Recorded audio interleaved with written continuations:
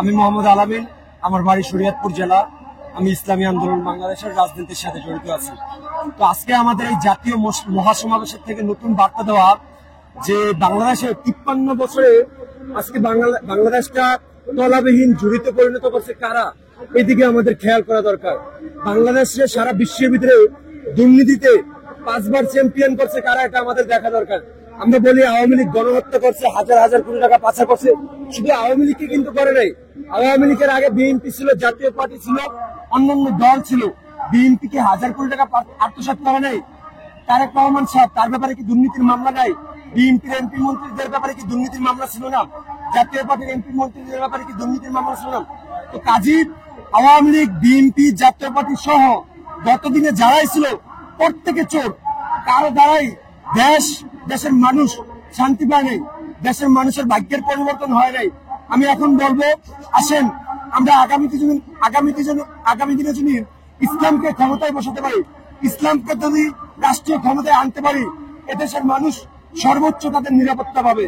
হিন্দু, মুসলিম, গরিব, দুঃখী, আমার মেহনতি ভাইরা, আমার মেহনতি বোনরা সর্বোচ্চ তাদের অধিকার পাবে।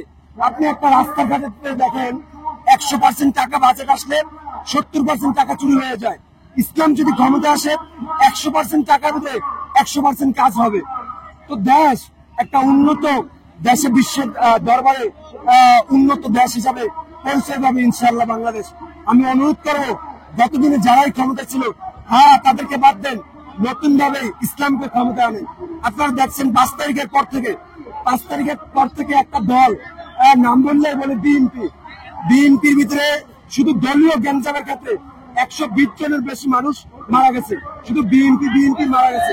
আমরা শুনছি যে একটা জাহান্নাম নাকি আরেকটা জাহান্নামকে খায়া ফেলাবে ক্ষুধার তাড়নায়। কিন্তু দেখেন আপনি বিএনপির ক্ষেত্রে যে বিএনপির লোক 120 জনের বেশি খায়া ফেলাইছে।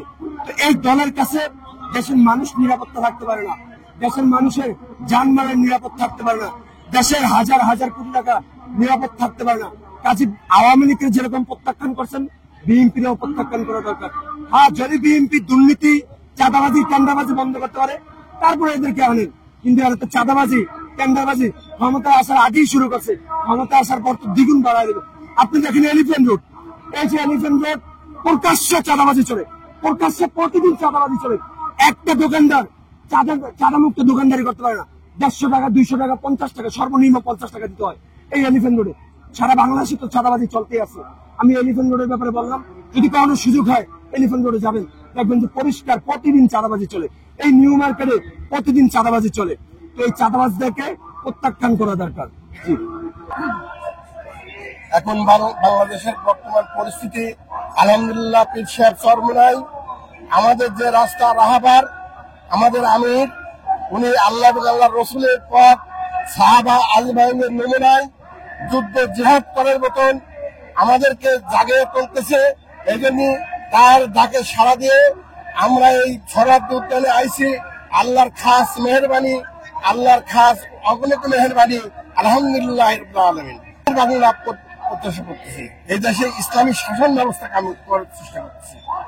নীতির পরিবর্তন চাই, নিতার পরিবর্তন চাই, নীতির পরিবর্তন চাই, নীতির পরিবর্তন চাই, নিতার পরিবর্তন চাই না।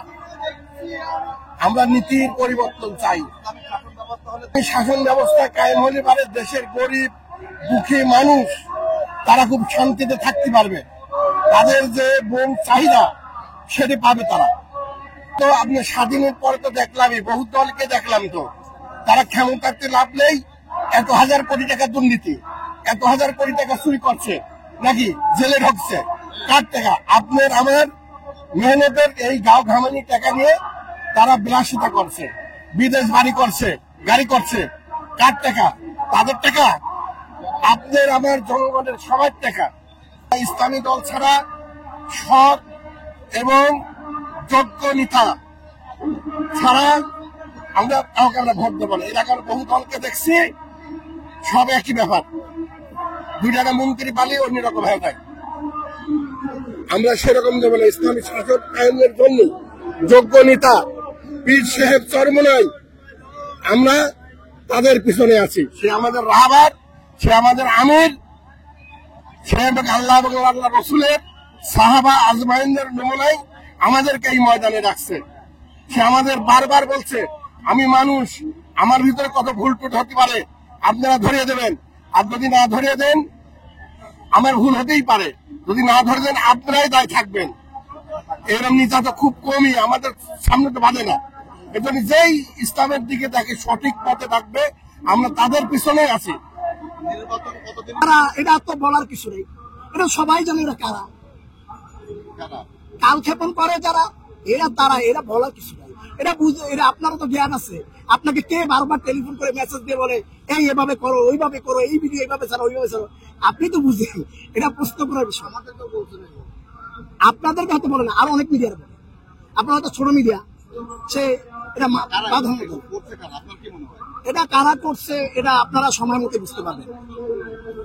এটা যারা করার করছে, এটা বাকি যখন আপনারা দেখবেন নির্বাচন যত ঘনাইবো তখনই আপনারা বুঝবেন কারা আপনাদেরকে ইয়ে করছে। বাংলাদেশের রাজনীতি ও অরাজনৈতিক সম্বন্ধে আমি কিছু বলতে চাই। আমার কথাগুলো গান কিংবা কবিতার মধ্যে দিয়ে আসতে পারে। লুটপাট হয়ে গেছে আমার ভালোবাসা প্রেমের শীষ, বাংলাদেশে পাট হয়েছে রুই কাতলা বোয়াল ফিশ। অরাজনৈতিক গুনাকি চুরি লবণ দিচ্ছে পুলিশ, তাই পুলিশের লবণ ছাড়া নেতা নেত্রীর তৃপ্তি নাই। শেখ হাসিনা ভারত যায় আনতে সাথে ডাল রাগি, খালেদা জিয়া মাসুম মনের খবর লইয়া দেখছনি। খালেদা জিয়া জেলে বৈশা খাইছো তুমি রুটি ডাল, মিয়া সাবরা আন্না দিছে জীবন নামের কঠিন পাই। তারেক জিয়ার দেশ পলাতক পাইলে দিব রেপ করস, আমি তোদের বিরোধী দল যদি লক্ষ্য জীবন হয় করস। আমি একমাত্র শিক্ষক ছাত্র করছি সমাবেশ, শিক্ষক ছাত্র মানিয়াচ্ছে স্বাধীন বাংলাদেশ। জামাত শিবির কে রাজাকার শোন, তোরা পুলিশ দিয়ে তাণ্ডব করিস, ফেলানি আমার বোন, ফেলানি আমার বোন। আমি রাত্রি কাটা ভোরের নিশি শিশির বিন্দু কাটা, তার কত কষ্ট পাইছি আমি বারবার, কত ফেলানি ঝুলছে বলে বারবার। ফেলানি আমার বোনের পাতা, আসমান জমিন হৃদয় খাতা করছে হাহাকার। আমি শূন্যের পর পুণ্যের ছুরি করতে আছি দাঁড়, আমি এক নিঃশ্বাসে লক্ষ্য শির করব পারাপার। পুলিশ আমায় দৈরানিয়া বৈরা দিছে জেলে, পুলিশ কি জানে আমি লৌহ কাটে ছেড়ে, আমি লৌহ কাটি ইস্পাত কাটি কাটি গঞ্জের চালা। আমার মনে আছে বলে লক্ষ ফেলানির মতো বোনের প্রেম জ্বালা। আমার নাম মাসুম, আমি কবি মাসুম, আমি ইন্টারন্যাশনাল কবিতা লিখি। মাননীয় সরকার, আমার অনেক অনেক টাকার দরকার, বলুন কোথায় পাই। আপনি অনেক জ্ঞানী গুণী ধনী মানুষ, ভালো মানুষ, তাই আপনার কাছে যাই। আল্লাহ আল্লাহ রাসূল আল্লাহ, কোথায় রাখছেন টাকার পাল্লা, আমায় কিছু দেন, আমাকে আপনাদের সঙ্গে নেন।